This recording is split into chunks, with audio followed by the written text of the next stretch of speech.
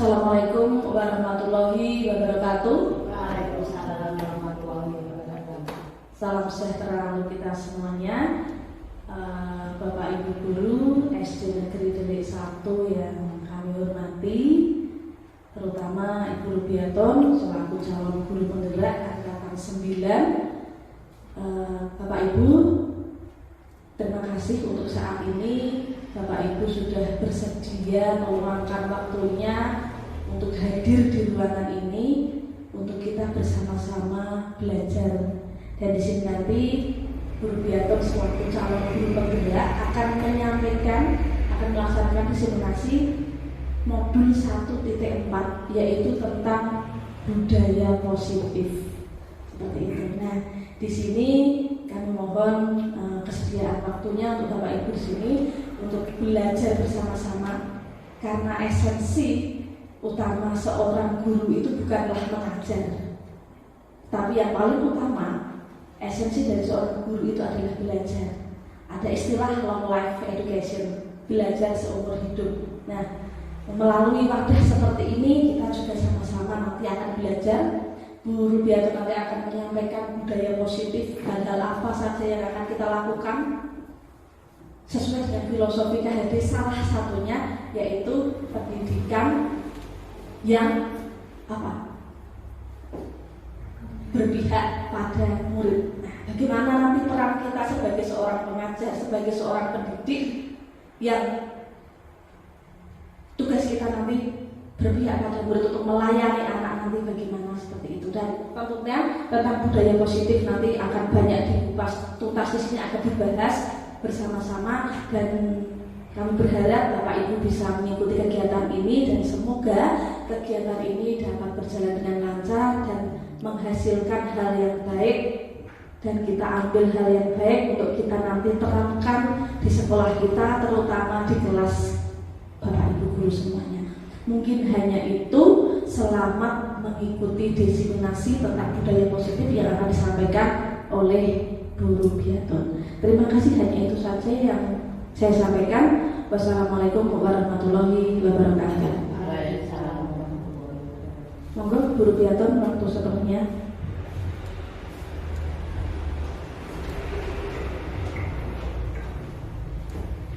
Terima kasih waktu yang diberikan kepada saya pada siang hari ini. Sebelumnya mengucapkan terima kasih kepada Ibu Kepala Sekolah, Ibu Apriana Winedar, yang telah memberikan kesempatan untuk acara diseminasi pada siang hari ini, dan juga Bapak Ibu Guru SD Negeri Delik 01 yang berbahagia. Marilah sebelum acara siang hari ini kita lanjutkan, kita akan buka dulu dengan berdoa. Semoga nanti acara ini lancar dari awal hingga akhir. Kita akan berdoa menurut agama dan kepercayaan kita masing-masing. Berdoa mulai.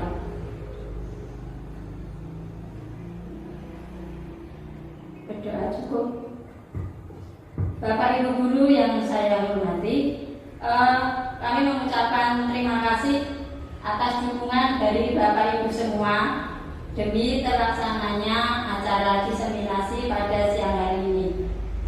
Sebelum saya lanjutkan, di sini saya tidak bermaksud untuk menggurui Bapak Ibu Saudara. Saya yakin Bapak Ibu itu lebih senior dari saya, ya, banyak yang lebih senior. Namun di sini saya hanya ingin berbagi apa yang saya dapatkan dari CGP. Bapak Ibu, acara diseminasi pada siang hari ini modul 1.4, yaitu tentang budaya positif, ya, yang akan kita laksanakan pada siang hari ini. Nah, sebelum kita lanjutkan, kita mengetahui bahwa tujuan pendidikan menurut filosofi Ki Hajar Dewantara, yaitu pembelajaran di sekolah harus dapat membawa murid untuk kebahagiaan setinggi-tingginya melalui merdeka belajar. Salah satu cara yang dapat dilakukan adalah dengan membangun budaya positif. Budaya positif di sekolah dapat dibangun dengan membentuk keyakinan kelas dan penerapan segitiga restitusi. Dengan adanya keyakinan kelas yang disusun antara guru dan murid, maka semua akan mengupayakan untuk menjalankan sebagai langkah awal membangun budaya positif di sekolah. Dan dengan penerapan segitiga restitusi dapat membimbing murid berdisiplin positif agar merdeka.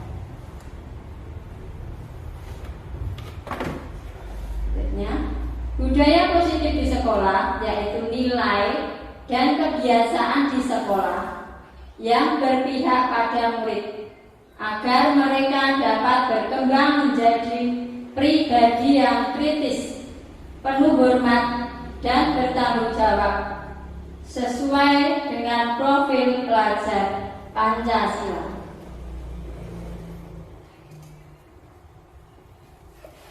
Nah, di sini ada konsep utama budaya positif.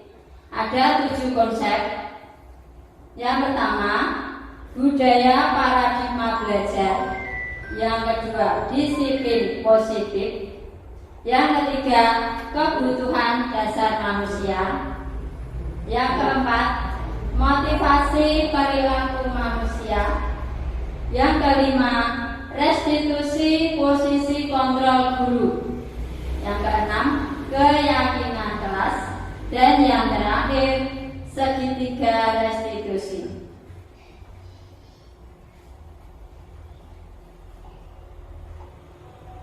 Untuk perubahan paradigma belajar dalam membangun budaya positif sekolah dapat menyediakan lingkungan yang positif, aman dan nyaman agar siswa mampu berpikir, bertindak dan mencipta dengan merdeka, mandiri dan bertanggung jawab.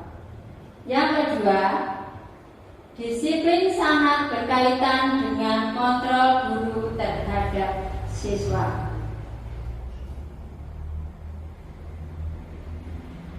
Yang selanjutnya, di sini ada sebuah ilustrasi. Anda dan teman Anda akan melakukan kegiatan cobalah buka.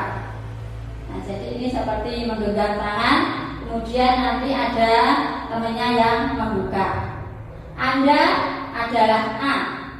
Tugas Anda menghafalkan salah satu tangan Anda. Coba bayangkan Anda menyimpan sesuatu yang sangat berharga di dalam kepala tangan Anda. Anda perlu menjaga benda tersebut dengan sekuat tenaga karena begitu pentingnya untuk kehidupan Anda. Jadi ini salah satu menghafal tangan seolah-olah kita menyimpan sesuatu di dalam kepala ini.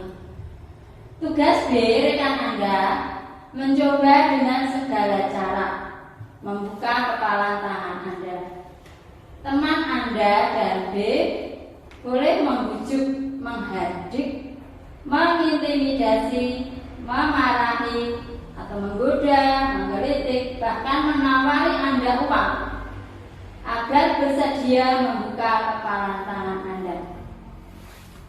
Kira-kira kalau ini terjadi, kira-kira Bapak Ibu bagaimana? Akan tetap mempertahankan atau yang mungkin saja dibuka? Ada itu sesuatu yang sangat berharga di dalam kepala tangan ini. Nah, jawabannya ada dalam Bapak Ibu Saudara semua. Kemudian perubahan paradigma belajar. Perubahan paradigma teori kontrol, ilusi kontrol, Dr. William Besser. Yang pertama, ilusi guru mengontrol murid. Yang kedua, ilusi bahwa semua penguatan positif, efektif, dan bermanfaat. Ilusi bahwa kritik dan membuat orang merasa bersalah dapat menguatkan karakter. Ilusi dewasa memiliki hak untuk memaksa. Nah, ini menurut William Hesser.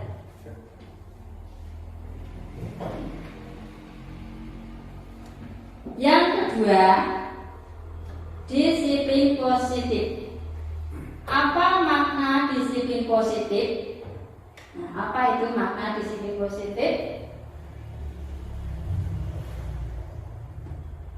Disiplin yang pertama berasal dari bahasa Latin, yaitu disciplina, yang artinya belajar.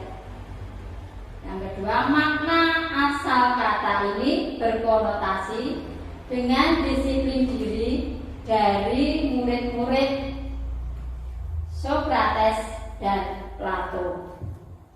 Yang ketiga, disiplin diri membuat orang menggali potensinya menuju sebuah tujuan apa yang dia hargai.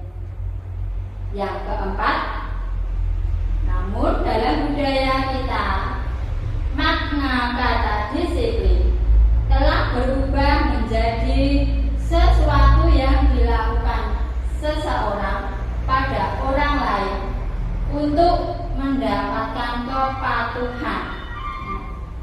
Jadi supaya orang lain itu patuh terhadap kita. Kecenderungan umum adalah menghubungkan kata disiplin dengan ketidaknyamanan, bukan dengan apa yang kita hargai atau pencapaian suatu tujuan mulia. Nah, jadi sekali lagi, kecenderungan umum adalah menghubungkan kata disiplin dengan ketidaknyamanan, bukan dengan apa yang kita hargai atau pencapaian suatu tujuan mulia. Disiplin adalah kemampuan memerintah diri sendiri dalam mengontrol dan menguasai diri untuk memilih tindakan yang mengacu pada nilai-nilai yang kita hargai. Jadi ada suatu nilai-nilai yang kita hargai dengan penuh tanggung jawab tanpa terperintah orang lain.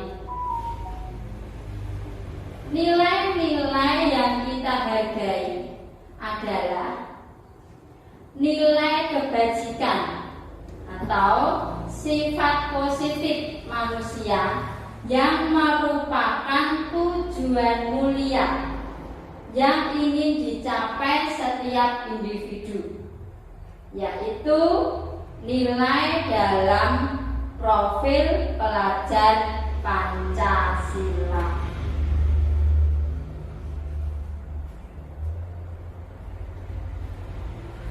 Yang ketiga, kebutuhan dasar manusia. Nah, di situ digambarkan kebutuhan dasar manusia atau realitas kebutuhan. Setiap orang itu berbeda-beda. Kita harus berusaha memahami pandangan orang lain tentang dunia.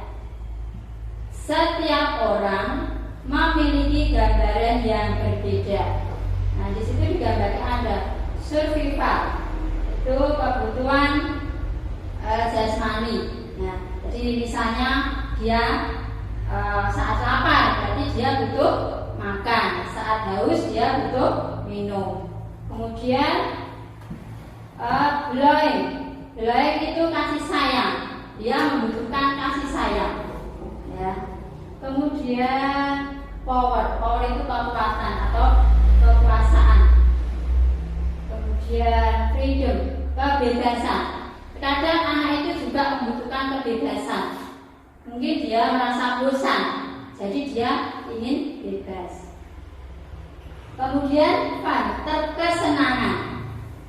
Kesenangan ini dia karena mungkin dalam kehidupannya dia sering tertekan, jadi dia membutuhkan kesenangan. Itu salah satu kebutuhan dasar manusia.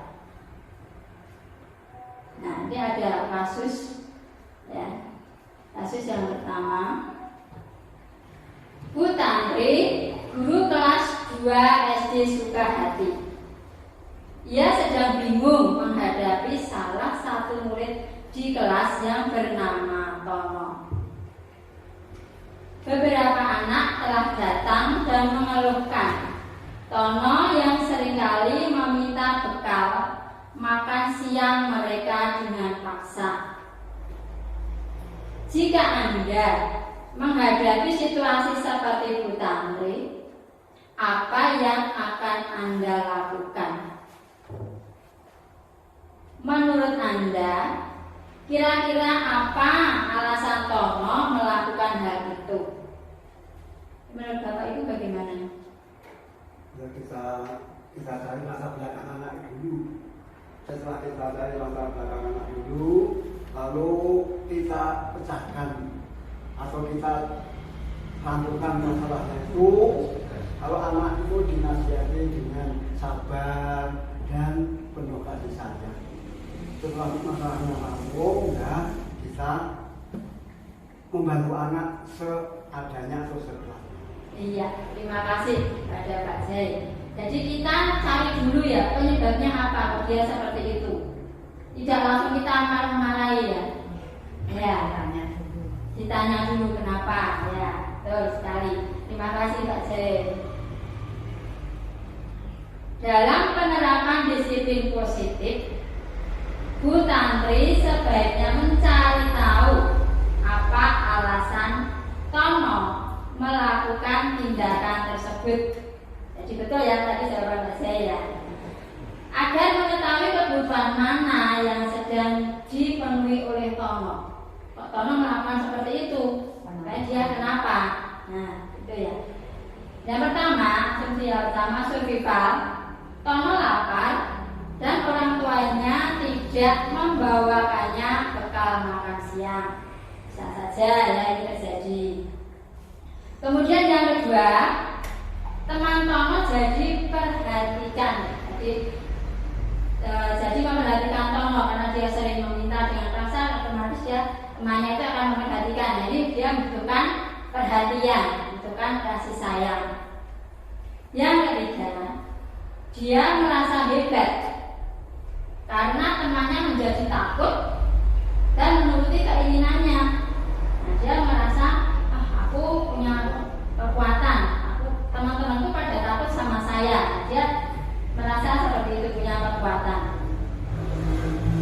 Yang selanjutnya, yang keempat, Tono merasa bosan dengan bekal yang dibawakan orang tuanya karena selalu bekal yang sama. Itu juga bisa terjadi. Yang mungkin punya temannya lebih bervariasi. Dia membutuhkan kebebasan. Yang kelima, Tono hanya iseng dan dia menikmati ekspresi wajah temannya yang kesal. Jadi bisa saja juga ini terjadi. Dia hanya iseng biar teman-temannya itu pada takut. Nah, ini dia membutuhkan kesenangan. Dia senang kalau teman-temannya takut, dia merasa senang, merasa bangga. Nah, itu juga bisa saja terjadi.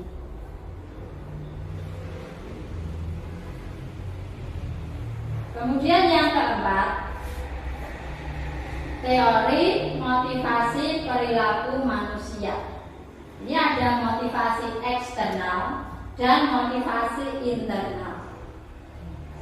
Motivasi eksternal untuk menghindari ketidaknyamanan atau hukuman apa yang akan terjadi apabila saya tidak melakukannya. Jadi dia melakukan sesuatu akhirnya untuk menghindari ketidaknyamanan. Kalau saya tidak melakukan ini, nanti apa yang akan terjadi? Nah, itu motivasi eksternal.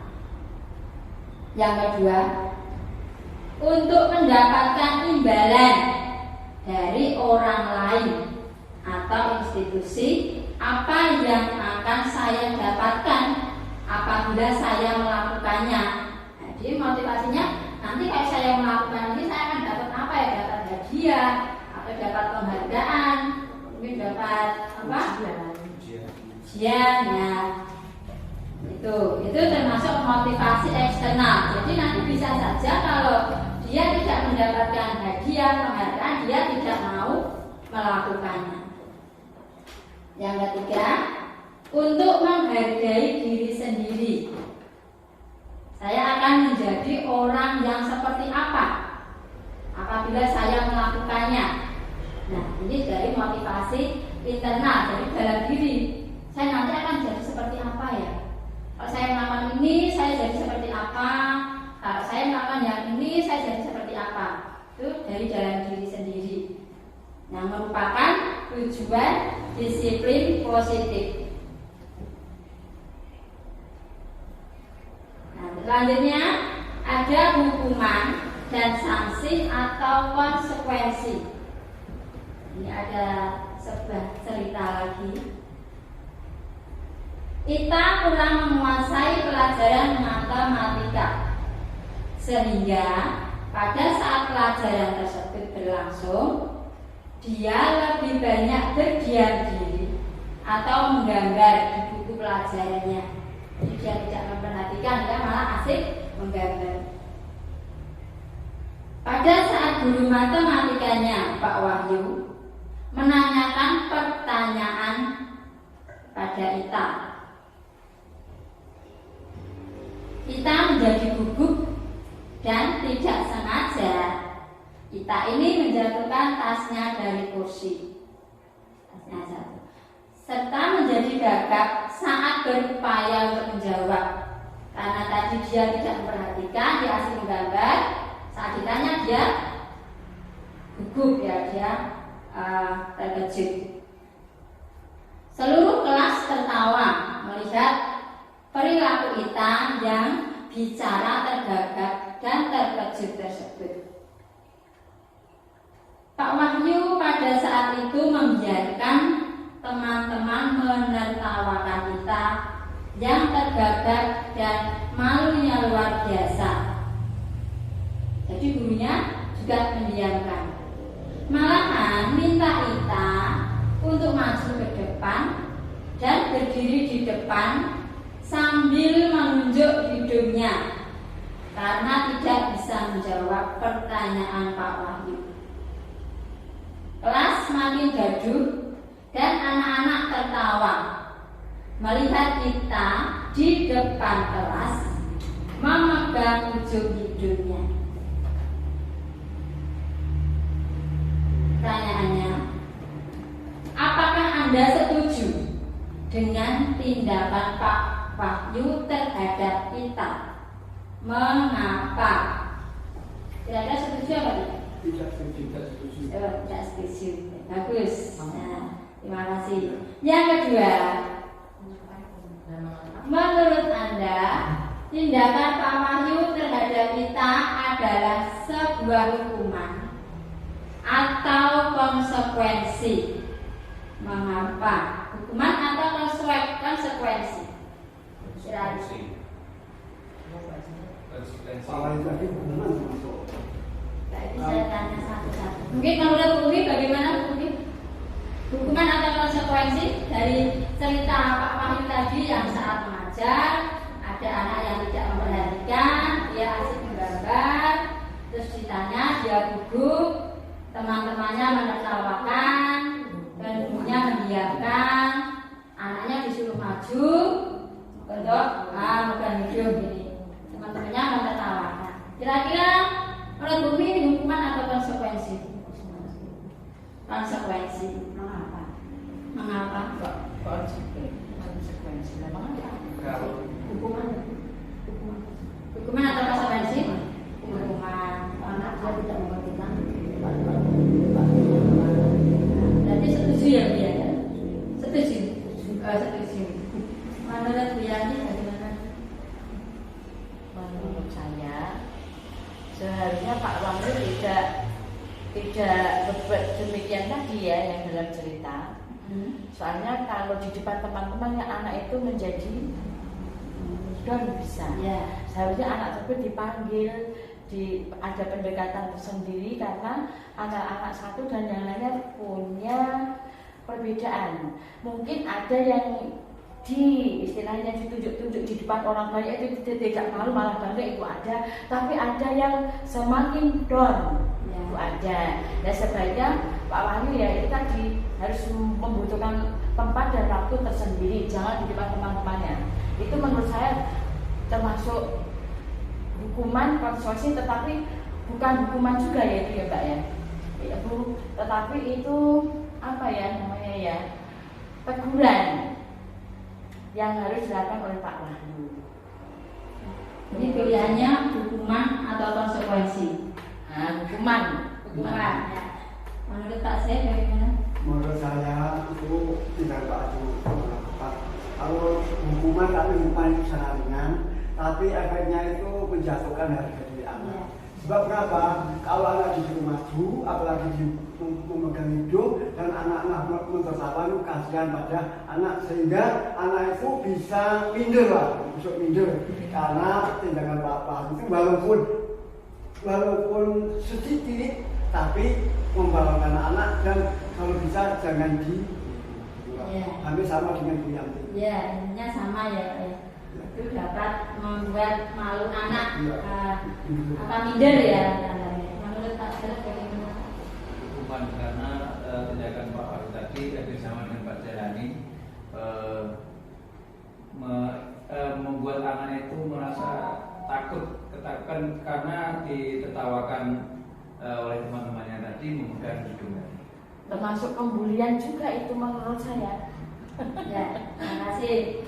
Bu Susi memberikan pendapat juga termasuk hukuman. Namun seharusnya untuk tindakan sebagai guru tidak seperti itu. Jadi Pak Wahyu mungkin bisa menegur anak secara halus atau secara pelan-pelan, mungkin dicari latar belakangnya dia mengapa kok tidak memperhatikan. Mungkin kekurangan itu juga ada pada diri kita yang mungkin belum bisa mengambil hati untuk anak bisa memperhatikan setiap anak satu persatu, itu mungkin berbeda-beda. Jadi itu kalau menurut saya hukuman seperti itu juga kurang tepat ya. Mungkin anak bisa ditegur tapi caranya tidak seperti itu ya, mungkin dinasihati secara pribadi atau dicari latar belakangnya penyebabnya apa. Ya, terima kasih. Ya, terima kasih. Untuk saya itu merupakan suatu hukuman. Namun walaupun hukumannya itu dianggap ringan, tapi itu juga membahayakan anak. Kita menasihatinya itu dengan cara yang halus tapi tegas. Jadi sehingga anak itu tidak akan mengulang lagi. Kemudian kita juga mencari latar belakangnya. Mengapa kita cari alasan, kita tanyakan alasannya mengapa tidak memperhatikan. Namun kita tidak hanya menyalahkan anak, kita sendiri juga harus koreksi bagaimana cara pengelolaan kelas kita. Apakah kita itu memperhatikan anak satu persatu apa enggak? Kalau kita tuh lengah, apalagi anak-anak zaman sekarang itu, maka anak pun akan lari ke sana kemari sehingga mencari kesibukan sendiri. Karena kita hanya fokus, misalnya kita hanya memperhatikan buku saja atau hanya memperhatikan salah satu anak. Makanya kita saat mengajar itu pandangan harus luas. Walaupun kita seolah-olah memperhatikan sana, tapi ya sebelah sana pun kita harus tahu apa yang dilakukan. Sehingga itu anak di dalam pembelajaran itu tidak ada waktu lenggang untuk mencari kesibukan sendiri. Hanya itu. Ya, terima kasih untuk jawaban dari Bapak Ibu semuanya benar. Itu merupakan suatu hukumannya. Tidak seharusnya Pak Wahyu langsung menyuruh maju, disuruh berdiri depan kelas dan teman-temannya menertawakan dia. Itu akan berdampak anak tadi menjadi minder. Nah, rasa percaya dirinya akan semakin berkurang. Untuk selanjutnya, hukuman, sanksi atau konsekuensi. Hukuman, sesuatu yang menyakitkan harus terjadi. Sedangkan konsekuensi, sesuatu harus terjadi.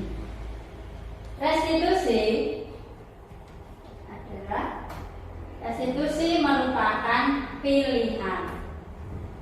Yang kedua, hukuman tidak nyaman untuk murid atau anak jangka waktu panjang.